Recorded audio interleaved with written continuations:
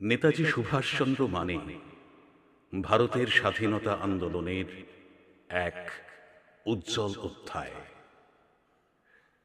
দৃঢ় চরিত্রের, নিবেদিত প্রাণ দেশমাতৃকার প্রতি ছিলেন আমাদের নেতাজি।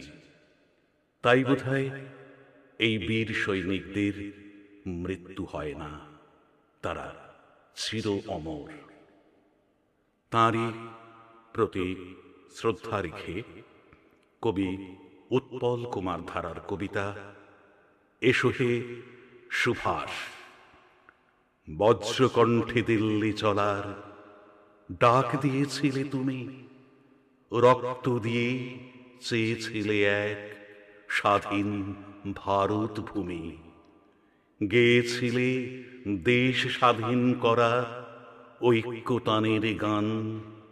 তুমি তো সেই ভারত মাতা আলোকিত সন্তান। হয়েছি স্বাধীন, তবুও কাটেনি নিশার অন্ধকার। দিকে দিকে আজ ক্ষমতা দখল, রাজনীতি কারবার। কানে কানে যত স্বপ্নেরা রোজ বলে যায় কত কথা।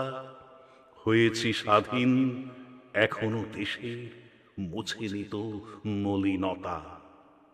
প্রজ্বলিত প্রদীপের নিচে আঁধার বেঁধেছে ঘর। করছে হিংসা হানাহানি আজ মাটিকে অনুর্বর। এসো হে মহান মানব তুমি, কুয়াশার বুক চিরে আবারও একটা মিছিল গড়। এসো একবার ফিরে, ঘুচিয়ে সকল বর্ণ বিভেদ, আদর্শ এক দেশ নতুন করে গড়ে দিয়ে যাও শান্তির পরিবেশ। দেশের আজকে তোমার মতোই নেতাজিকে দরকার, গড়তে পারে যে সত্যিকারের আজাদ হিন্দ সরকার।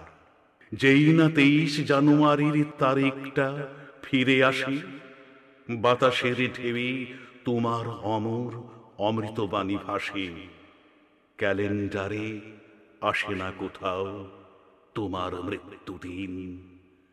এসো হে সুভাষ, দেখাও দিশা, আমরা যে দিশাহীন।